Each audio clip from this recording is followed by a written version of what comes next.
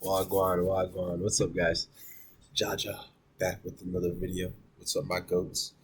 Today we got a cool little interesting video. Because I always wondered, you see me with the porcupine, you feel me?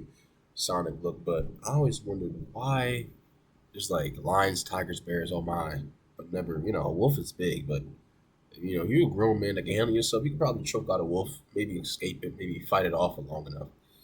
It's done wraps if you fight a tiger or fight a lion. So why is there big cats but no big dogs? I mean, you could say wolf is big, but let's just get into the video though. What am I doing, eh?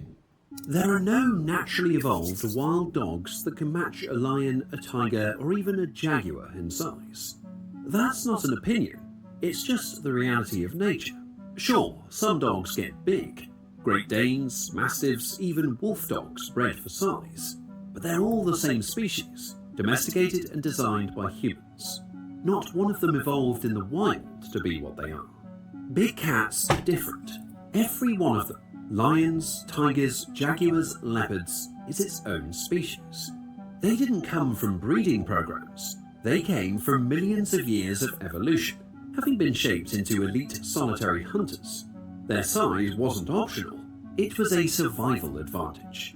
Wolves are the biggest natural canines we have left. The northwestern wolf is the heavyweight, and even then, the largest specimens barely hit 80 kilos. That doesn't come close to a 200-kilo lion or a 300-kilo tiger. And foxes, coyotes, jackals, they're efficient predators, but nothing about them says apex. If you're waiting for the dog equivalent of a big cat, you won't find it in the modern world. But that doesn't mean nature didn't try. It did. And when it did, it created something huge, powerful, and short-lived. The big dogs were real, and they lost. The reason has a lot to do with how predators survive. Most of today's large land predators fall into one of two categories: the pack hunters and the solitary ambush predators. Those aren't just habits, they're entire evolutionary strategies, and they shape everything from body design to behavior. Canines, for the most part, are pack hunters. Wolves, dholes, African wild dogs, bush dogs, even the dingo and the New Guinea singing dog, they all fit this model. They rely on teamwork to bring down prey larger than any one of them could handle alone. That's their edge. They don't overpower their prey, they wear it down. And that's why size isn't everything. When the kill depends on endurance and group coordination, being huge isn't an advantage. It burns more energy, slows you down, and doesn't actually help in the final moment of the hunt. These animals aren't tackling prey head-on, they're chasing it until it collapses. Look at their anatomy. Long, narrow legs, stiff wrists that can absorb the pounding of long-distance running, big, blunt claws built for traction, not slashing. Their whole body is designed for movement, not grappling. And once the prey is down, or at least too weak to fight back, they start eating. That's not poetic, but it's effective. These predators don't need to kill cleanly, they just need to kill eventually, which is why their teeth are built more for crushing than slicing. Massive carnassials rip through sinew and even bone, turning the entire carcass into calories. It's a strategy that works, but it also locks them into a certain physical mold. There's a sweet spot in size where calorie output and calorie intake are balanced, and canines found it. Going beyond that didn't offer an advantage, and evolution doesn't reward excess, it rewards efficiency. That's why the big cats went in a completely different direction.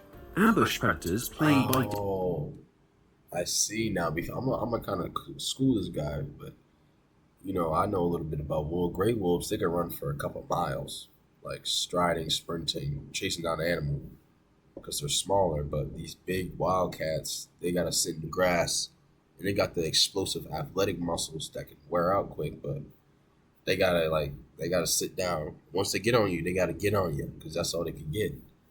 But they can't run for a couple miles and this, that, and the third, and they gotta get on while you can, because they got the big, fast, heavy muscles that can go boom, boom, boom, get to you. They burn out quick. Different rules. They don't run their prey down. They stalk, creep, and then explode. One shot, one pounce, and it's over. Or it's not. But either way, the kill has to happen fast, because there's no second wind coming. That's why they're big. They don't have a team. They don't have backup. When it's go time, it's all on them, which means they need the muscle mass of several smaller predators packed into one body. And that size only works because their strategy is short and violent, not drawn out and exhausting. Their anatomy reflects it. Heavy limbs built for grappling, retractable claws, razor sharp and curved like hooks, shoulder joints that actually allow the front legs to encircle and hold prey in place. That's something canines simply can't do. Their joints don't allow it. Cats don't just bite, they tackle, they wrestle, they use their body like weapons and their arms like arms, not just legs. And they can afford that bulk because they're not chasing anything for miles. They creep through forests, using every bit of cover they can find, getting close enough to strike. That's why most ambush predators come from wooded environments. Trees, brush, tall grass, all perfect for hiding. Even their senses are adapted to it. Smaller snouts, because they don't need that massive olfactory range. Bigger eyes, stronger ears. They're built to focus, not to track across distances. And that shorter snout also means one other thing: more bite force. Their jaws are made to deliver one fast, lethal bite. The canines are long and deadly. Ironically, felines have bigger canines than canines, especially in species like the clouded leopard, which, for its size, has some of the largest fangs of any living cat, almost saber-like. Every piece of their body is tuned for ambush, not for chasing, not for teamwork, just raw, silent power. And that's where evolution split. One path favoured endurance, cooperation, and lean efficiency. The other favoured stealth, strength, and solo takedowns. When it comes to size, ambush predators had a reason to go big. Every extra kilogram meant more muscle behind the pounce, more force behind the grapple, and more control once the prey was in their grasp. Evolution kept rewarding it, up to a point. The bigger the prey, the bigger the predator needed to be, and the cats were built for that arms race. Canines weren't. The bigger they got, the worse it got for their hunting style. Long chases burn calories fast. A heavier body burns even more. A lion can win or lose a hunt in a few seconds. A wolf might have to chase for kilometers. There's no room for unnecessary weight. Even if a dog did get bigger, what would it do with the extra muscle? Their claws don't slash. Their shoulders don't rotate the way cats do. They can't grapple. They don't pounce. Their only real weapon is their bite, and they already have a strong one. The strategy is simple. Wear the prey down, then bring it down. No sudden finish, no precision strike, just exhaustion. And that's why evolution capped them where it did. Wolves reached a size where the numbers worked. Big enough to survive the cold, strong enough to pull down decent-sized prey, but still light and fast enough to run the distance. Any bigger and the trade-off wasn't worth it. There's no reward for chasing down a deer if you burn more calories than you get back. There was a time when massive dog-like predators walked the earth, and they weren't just big by canine standards, they were big, period. One of them was called Epicyon haydeni, and it didn't mess around. It lived in North America around 10 million years ago and could weigh over 300 pounds. That's heavier than most lions and built nothing like a modern wolf. It had a huge, powerful head with jaws made for crushing bone. Not slicing, not stabbing, just breaking things. Its skull was so massive and broad that it's often compared to that of a lion, though the rest of its body was still unmistakably dog-like. Epicyon wasn't alone. It came from a group known as the Borophaginae, the so-called bone-crushing dogs. These were not your average pack hunters. They were bulky, top-tier predators that took on large prey and ate everything, including the bones. Their jaws were specialised for exactly that.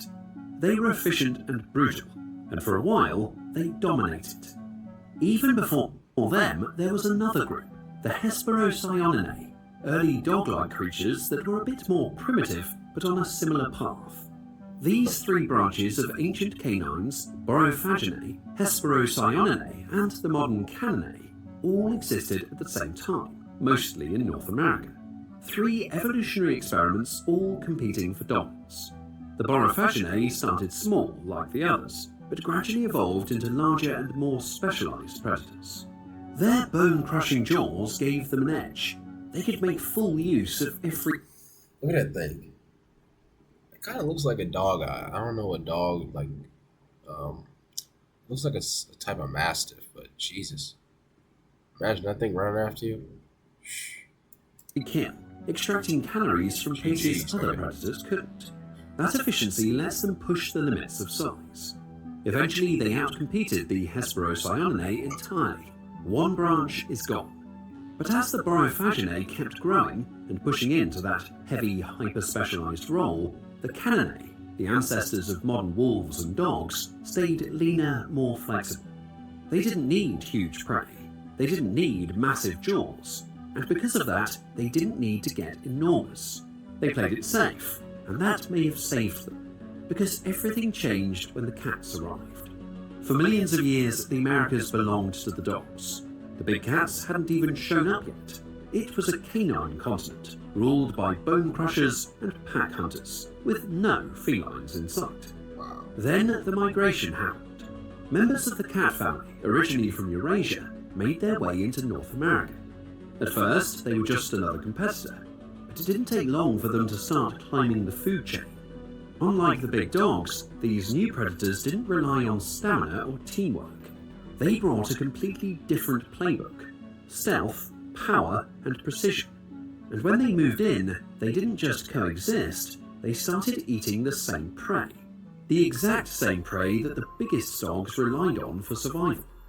That overlap turned into direct competition, and the dogs lost. The big Borophagines, animals like Epicyon, had gone all in on one strategy. Huge size, huge skulls, slow movement, specialized diets. They were built to take down and break apart giant animals, but cats like the saber-toothed Smilodon were doing the same job better. Faster, quieter, more agile, able to hunt solo, more efficient with energy, and equipped with claws and joints that gave them more control during the kill. They didn't just bite, they wrestled prey to the ground and finished it with a fatal strike. It was cleaner, faster, and cost less in calories.